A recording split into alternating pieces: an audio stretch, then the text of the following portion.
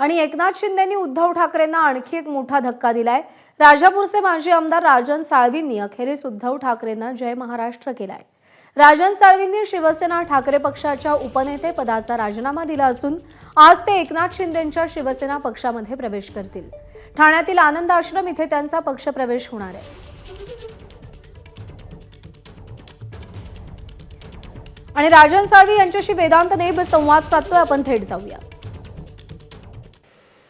35 वर्ष जे शिवसेनेसोबत एकनिष्ठ आहेत ते माजी आमदार राजन साळवी आज शिंदेंच्या शिवसेनेत प्रवेश करणार आहेत।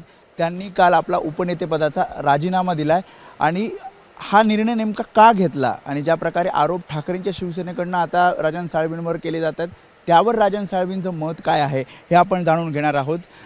मी जसं म्हटलं की 35 वर्ष ठाकरेंसोबत तुम्ही आहात आणि आज शिंदेंसोबत तुम्ही जातायत, पक्षप्रवेश दुपारी होतोय, काय नेमकी कारणं आहेत? तुम्ही राजीनामा आम्ही बघितला, त्या राजीनाम्यामध्ये अगदी 2 वाक्य तुम्ही दिलेत की संघटनात्मक बांधणीसाठी मी कुठेतरी मागे पडत आहे आणि काही राजकारण होत आहे। काय नेमकं कारण आहे मुख्य? वंदनीय शिवसेना प्रमुख बाळासाहेब ठाकरेंच्या आशीर्वादाने मी स्वतः कोकणामध्ये रत्नागिरीमध्ये काम चालू केलं। ते काम चालू केल्यानंतर नगरसेवक, नगराध्यक्ष, शिवसेना जिल्हाप्रमुख अशी माझी वाटचाल सुरू झाली आणि 2006च्या पोटनिवडणुकीमध्ये मी राजापूर लांजामध्ये गेलो, त्या निवडणुकीला सामोरं गेलो। त्या निवडणुकीमध्ये काही मतांनी पराभूत झालो, पण त्यानंतर सतत 2009 असेल, 14 असेल, 19 असेल, ह्या तिन्ही निवडणुकीमध्ये तिथल्या असलेल्या आमच्या शिवसेनेच्या संपूर्ण पदाधिकाऱ्यांनी, लोकप्रतिनिधींनी, जनतेने मला निवडून दिलं। ही वाटचाल नक्कीच माझ्या दृष्टीने चांगली होती। 2024 सालच्या निवडणुकीमध्ये मी निवडणुकीला सामोरं गेलो आणि त्या निवडणुकीमध्ये माझा पराभव झाला। त्या पराभवाला जे कारणीभूत आहेत त्यासंबंधीचा मी नावं, त्यासंबंधीचा विषय शिवसेना पक्षप्रमुखांना भेटून त्यांच्या कानावरती घातला आणि त्यांच्याकडे कथन केल्यानंतर मी आज रोजी एकनाथ शिंदे साहेबांच्या शिवसेनेमध्ये प्रवेश करण्याचा आमच्या सर्व सहकाऱ्यांसमोर निर्णय घेतलेला आहे।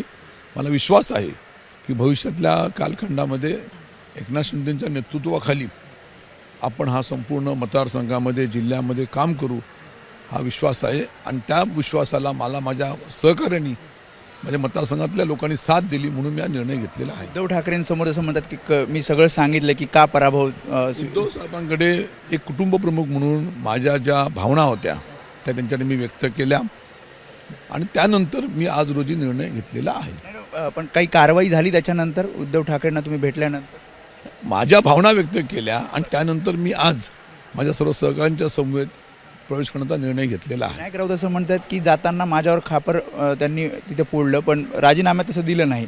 विनायक राऊत याला सगळ्यांना हे आहेत, विनायक राऊतांनी असं वाटतंय की माझ्या पराभवाला जे कारणीभूत आहेत ते चित्र तुमच्यासमोर आलेलं आहे आणि त्यासंबंधीचं मी ज्या वेळेला प्रवेश करेन त्यानंतर मी त्यासंबंधी तुमची पत्रकार परिषद घेऊन त्यामध्ये त्यासंबंधीची स्पष्टपणे माझी भूमिका मांडेन। आरोप असे केले विनायक राऊतांनी काल की निलेश राणेंनी एका जाहीर सभेमध्ये तुम्हाला उत्तर नाही जाहीर सभेमध्ये असं सांगितलं की मी पैसे दिले आणि त्यांनी माझं काम केलं, म्हणजे तुम्ही काम केलं निलेश राणेंचं, तुमच्या निष्ठेचा बुरखा तिथे फाडला गेला असं विनायक राऊत म्हणतात। माझं म्हणणं असं आहे की मी 40 वर्ष शिवसेना पक्षाचं काम करतोय।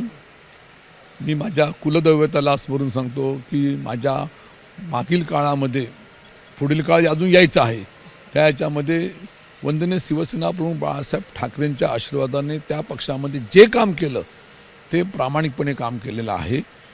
मला जो आदेश शिवसेना पक्षप्रमुखांनी उद्धव साहेबांनी त्यावेळेला दिला त्याप्रमाणे मी काम केलेलं आहे आणि असं काय मी चुकीचं केलं असलं असं म्हणत असतील तर या ठिकाणी माझे सर्व सहकारी आलेले आहेत, त्यांना तुम्ही विचारा की राजन साळवींनी कधी शिवसेनेच्या विरुद्ध काम करण्यासंबंधीचं कानात सांगितलं, कुठं त्यांना माहिती दिली, असं सांगितलं तर त्या क्षणाला मी राजकीय संन्यास घेईन, ही माझी भूमिका आहे। उद्धव ठाकरेंनी परत एकदा बोलवलं होतं भेटायला, तुम्ही नकार दिला?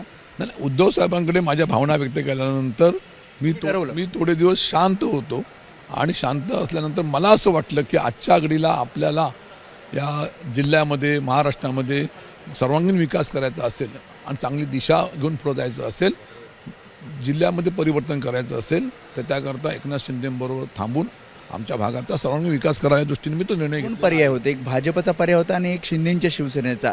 तुम्ही आधी भाजपचा पर्याय सुद्धा भाजपचा पर्याय आणि शिवसेनेचा पर्याय आणि राष्ट्रवादी अजितदादांचा पर्याय असे 3 पर्याय माझ्या डोळ्यासमोर होते. आणि मग त्यावेळेला वंदनीय शिवसेना प्रमुख बाळासाहेब ठाकरे हे त्या पक्षाचे प्रमुख आहेत. आमची निशाणी त्या ठिकाणी धनुष्यबाण आहे आणि म्हणून अशा तऱ्हेच्या असलेल्या शिवसैनिकांना त्याचंच त्या ठिकाणी जाणीव झाल्यामुळे त्या ठिकाणी आम्ही तो निर्णय त्यांनी घेतला. आमच्या सर्वांच्या समोर तुमचं म्हणणं आहे पुढचं नेतृत्व एकनाथ शिंदेच शिवसेनेचं करताय? 100% वंदनीय शिवसेना प्रमुख बाळासाहेब ठाकरे पक्ष, निशाणी आणि त्यांच्या माध्यमातून मागील 2.5 वर्षाच्या कालावधीमध्ये त्यामध्ये त्यांनी जी विकास कामं जो काही त्यांनी धडाका लावला त्या माध्यमातून आमची कोकणातली आमची जिल्ह्यातली मंडळी त्या ठिकाणी अत्यंत समाधानी, म्हणून आम्ही पुढे जायचा निर्णय घेतलेला पण कार्यकर्त्यांना कसं समजून सांगितलं? कारण ज्या किरण सामंतांच्या विरोधात तुम्ही ही विधानसभा निवडणूक लढली त्यांच्यासोबत म्हटली की जय पराजय असतो ते घडत असतं, त्यावेळेच्या त्या परिस्थितीमध्ये तो निर्णय होतो. परंतु त्या पद्धतीने आम्ही जायचा निर्णय घेतलेला आहे आणि आम्हा सर्व मंडळींना एकनाथ शिंदेचं नेतृत्व मान्य आहे म्हणून सर्व मंडळी माझ्यासोबत आलेली, माझ्या प्रेमापोटी आलेली आहे. सामंत बंधूंना शह देण्यासाठी एकनाथ शिंदेंनी तुम्हाला सोबत घेतलं असं ठाकरेंची शिवसेना. असं मला वाटत नाही, असं वाटत नाही मला.